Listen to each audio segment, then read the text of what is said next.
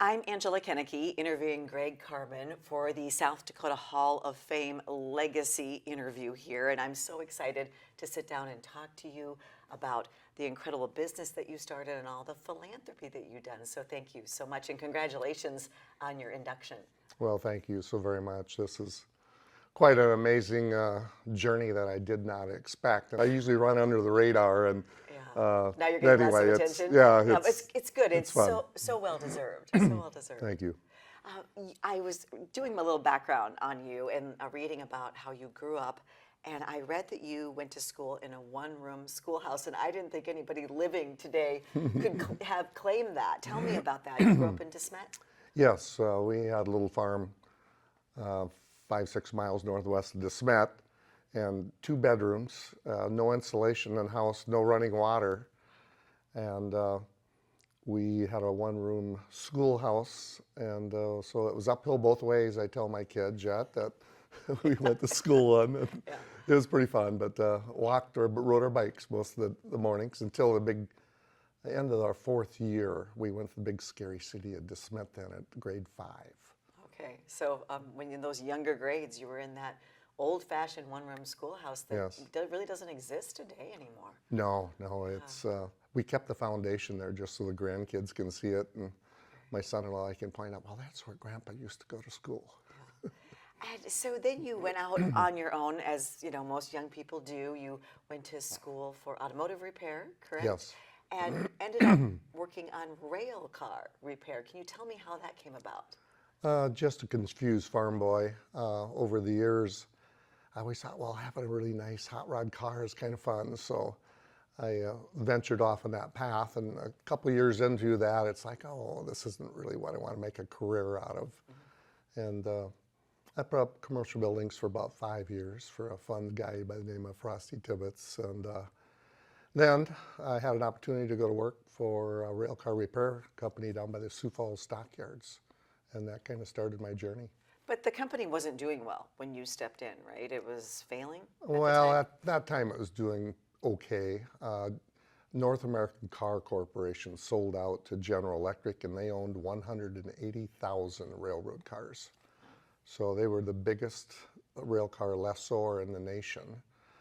And they had 16 repair shops scattered throughout the United States. And fortunately, after I got my feet on the ground and kind of understood the process quite well, they would call me and, Greg, we need you in Pennsylvania. Greg, we need you in Texas. We need you in Arkansas or California. So I'd go to those places and I could see how their system worked. And wow, if I'm ever going to build a shop, I'd never do this because it just doesn't work well. And so I kind of made a lot of mental notes over the years, not ever knowing I'd own a rail car shop, but just like, oh, well, this will work well. And I think it's a need that most people don't think about. I mean, somebody has to service the rail cars. Somebody has to keep them running and in repair. And but there's not a lot of options out there.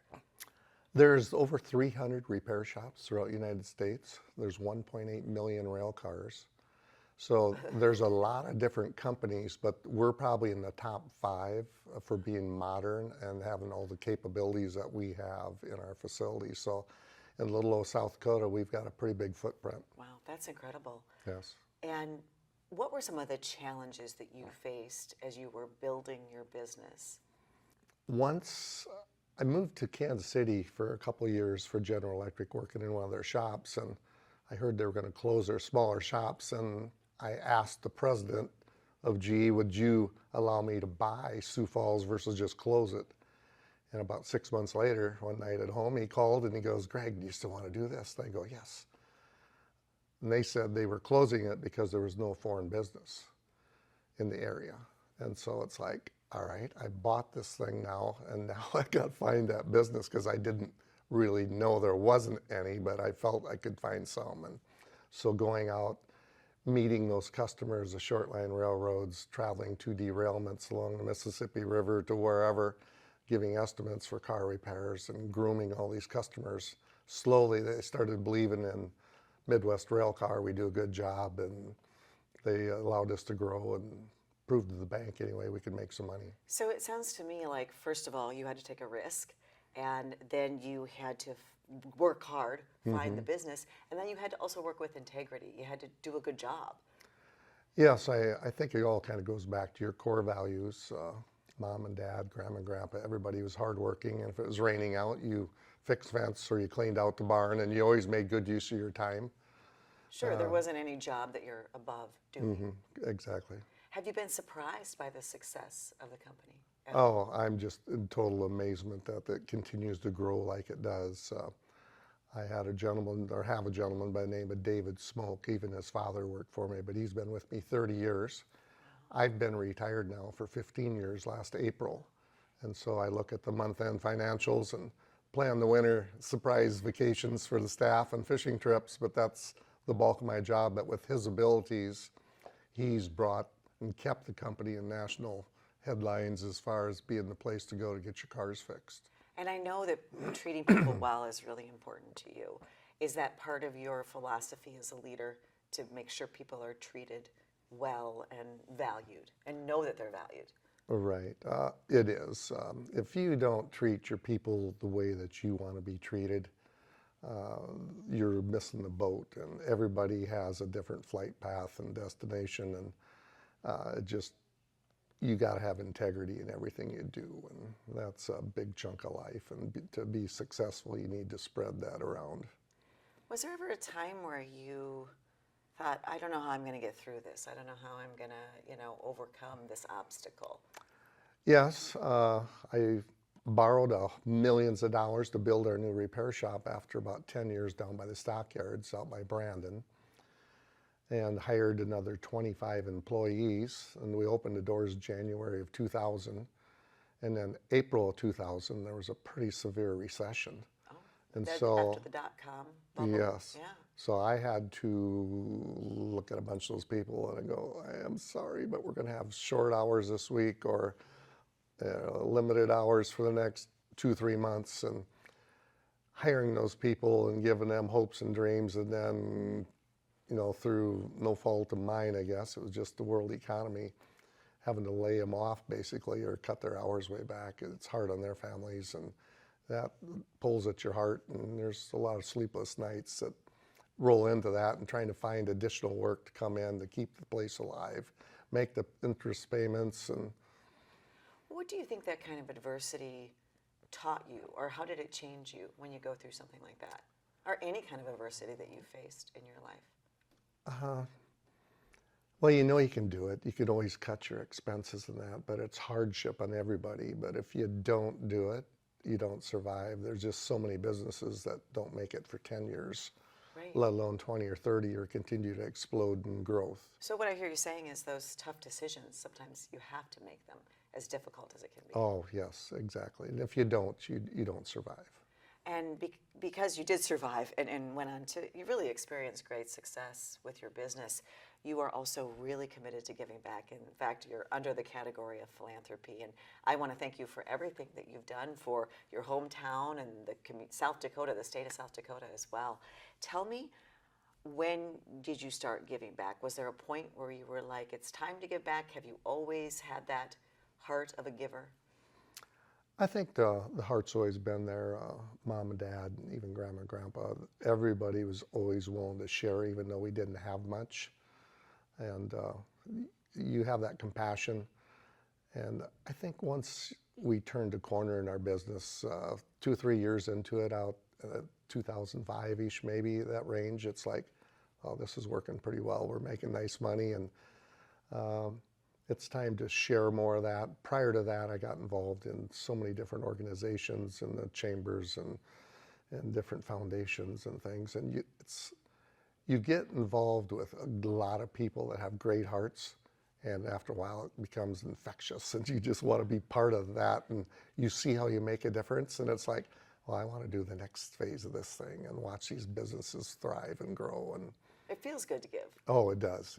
It is a great, great time. And I know you've given to Call to Freedom, Special Olympics, and so many others, but are there certain causes that rise to the top for you, or certain things you're trying to champion? well, right now we're currently DeSmet's rebuilding their 3 blocks of Main Street, and half a block or better on all their side streets. So I hired Jim Clark from Sculpture Walk in Sioux Falls. He retired, and he's doing a sculpture trail in DeSmet for me. That's very cool for a And, small town like yeah, that to be able to get yeah. something like that. We have a winter home in the villages of Florida, and every one of the town squares, all their top of their business roof lighting is lit up at nights, and they have music, and so we're doing that to all the downtown De Smet, and then we're putting up a big, beautiful stainless steel arch across Main Street that we can color pink for Breast Cancer Week month, and chasing lights and bulldog colors or whatever, and we have nice park benches and hanging flower baskets, and we're trying to make it visitor friendly, and the longer you can keep tourists in your town, the more money Main Street makes, and an average is 20% probably additional income a year. And De Smet is known for Laura Ingalls Wilder. It is. And also now Greg Carmon, because, giving back to your hometown. Why is it important to give back to your hometown? Oh, I don't know. That's where your roots are. I have no immediate family that other than my daughter and son-in-law. They farm our farmland outside of town, and with all their kids, who knows, maybe one of these years as they get older, they'll decide to take over the farmhouse and continue to farm. And well, Grandpa did this, so that'll be kind of fun. Yeah, yeah. Well, absolutely wonderful. What would you say to people who maybe are thinking about starting to give back in the way that maybe they couldn't match in the way you have, but they'd like to start giving back? What would you say is the thing to keep in mind when you're doing that? There's so many opportunities in this country. I think don't be scared of hard work. Get your hands dirty. Because you're not just giving the money, you're also getting involved. Yes, yep. Right. Yep. Just make sure you keep your core values in place, and if you use integrity with what you're doing, and you can bring that forward from your businesses to any of the organizations that you're working with. And the donors have to be comfortable with the money that you're using, that they've given, that it's going to the best causes, you're not duplicating services. And you analyze your outcomes and your failures, and you correct and you keep the ship sailing. So I know you received a technical education and you started a very technical business, and you also help support Build Dakota scholarships, which help encourage people to go to school in South Dakota and stay here. Why was that important for you? I'm disappointed in America's drift to all the large cities. All these small towns, they could survive if they had the businesses and the employees to work in them.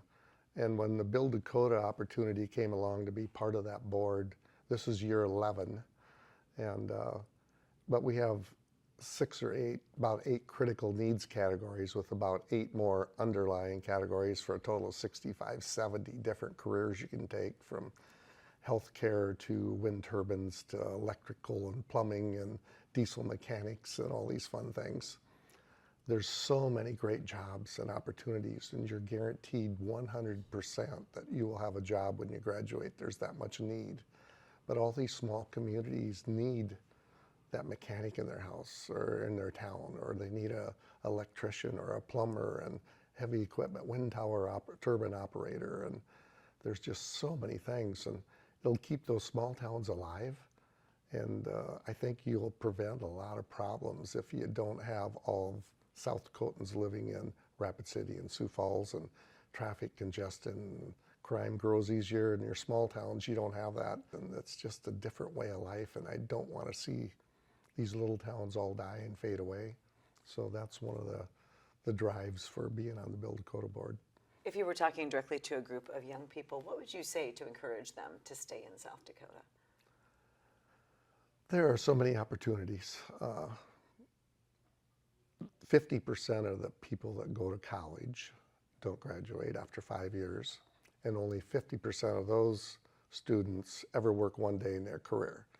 They have $100,000 plus in debt, and college is important. We need so many different trades. We need doctors, lawyers, and nurses, but you can take a 1 or 2 year technical school, and you can work hard on that, and in a matter of no time, you could either be a partner or an owner, or you can start your own business, and pretty soon you've got 5 locations, and you're rocking it. You have hundreds of employees, and you did it. You dreamed it. You followed your own path. You don't have to work for some computer company to make a great living. You can create it yourself and create your destiny. So. I love that. That's so much vision right there. So I want to go back when you were growing up or when you were younger, because I think also when we talk about young people, mentorship is so important. Who was your mentor? Well, I think it starts with my parents, but after that, Frosty Tibbetts, I put up commercial buildings for him for 5 years, and he's one of those guys, my father's age at the time, but he lived and practiced the values that were instilled in me as a child. And you saw that every day, and people would come and they'd be, "Hey, Frosty," he'd be a block away and they're running over to see him because you just wanted to be around him. But he was honest, hardworking, always had a plan. And then if Mother Nature rained and we're putting up building, he had a backup plan. And then afterwards we'd get together and just, what a great day. And we exceeded our goals. But he was always willing to give love. Yep, so that was real fun. And then I had another gentleman, once I finally bought Midwest Railcar, I was getting ready to buy it, Bob Matthiasen. He was a current plant manager, my father's age, and the son worked with me for a period of time. But he was a 1 in a million find. He just one of these guys that everybody wanted to be around him, and hey, Bob, and he took care of the office stuff and ordered material, and it allowed me to go out and find these customers that I didn't have, but I knew I could probably get to succeed. Nobody builds a business alone, right? You have to have help. Yeah, partnerships are a wonderful process. Just as long as if you use your honesty and integrity, as a partnership, you'll get along and you'll flourish. Yeah. And if you start trying to, bend the rules a little bit, and then you have problems. So. Or if greed seeps in too, I think. Yes, yep. It can really derail you, so to speak. Exactly. Yeah. And so one of the things that I read about you that I thought was really fascinating and wonderful is that I know you still have the family farm in your family, and you grew up on the farm, and conservation is so important to you, taking care of the earth and making sure it's still here for future generations. Tell me a little bit about that work that you've done. Well, I grew up, just loved to hunt. My grandfather, Walt Carmon, years ago, he bartered. He went out, as kind of a professional hunter. He would go out and shoot ducks and geese and pheasants, especially during the dirty 30s. And he brought those items into town, and he bartered them for things he needed at the store and brought it back. And he was a great shot at 89 years old. He had his picture in the Dismet News where he got his limit of 3 roosters opening weekend at 89, which was pretty fun. But we just love Mother Nature. You get up in the mornings and you see Mother Earth waking up, and I just want to be part of it. And with modern farming, there's so much destruction of the habitat that these creatures need to thrive. It's like, we don't have to farm all this. I'm going to put this into a CRP, or I'm going to put a tree grove here and do year-round food plots in it. And they need wildflowers for the chicks and for the bugs they eat. And so I do all that, and you can see the difference it makes. It's amazing. Have you been able to kind of spread that message a little bit and do work outside of your own farm with conservation? Quite a bit, yeah. I'm on a lot of different boards and foundations and organizations where we talk about it and get together, and we're promoting that all the time. And I think everyone is worried about the planet today, with global warming and different things that we see going on. What do you think the future is for that? Do you think we need more people involved in conserving the earth?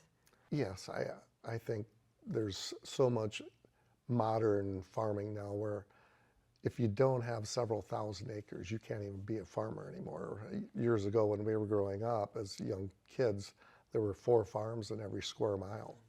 Everybody had a quarter of land, or 2 if they were fortunate, and now it's thousands of acres instead of 160 acres. So the rural population is disappearing, the small towns are disappearing, and it's kind of a trend. I don't know what you can reverse, but all these little towns that were 8 miles apart, that was because of trains. They had to stop to get water, and then every once in a while get wood or coal to keep them going. Naturally, we're not going to save them all, but it'd be nice to have one every 30 miles. That was pretty nice for health care and emergency services and things like that. But even those are struggling to stay alive, and that's one of the reasons I'm trying to do what I'm doing in DeSmet, to try to save the hometown. So. When we started this conversation, you mentioned you didn't expect to be nominated, and you were a little, I don't know, ambiguous about it all. But what does it really mean for you to be inducted into the South Dakota Hall of Fame? What do you think about all that? I honestly didn't know a whole lot about it prior to this. There was a few people I know were nominated, and I go, wow, that's really cool, but hadn't really dug into it. And then as I started reading more and more about it, it's like, wow. And you look at all those people that came before you from the last 51 or 3 years that they've been in existence, and all the people that are going to come after you. It's like, this is quite an elite group of people to be paired up with. So I'm just in awe that this happened, and was of no fault of my own, but well, very well deserved, and you're Yeah, right, an thank you. amazing club to be a part of, and always just really kind of overwhelming to think that you could be part of this club. Yeah, but thank you for all the work and all the giving back that you've done. It's been a great journey, and after 71 years of being on this planet, you look back and you think, wow, we did a lot of things, and then you start listing them out on a piece of paper, and it's like, yeah, you've made a difference. So You have it makes made a you difference. feel good. So Well, thank you. yeah, thank you.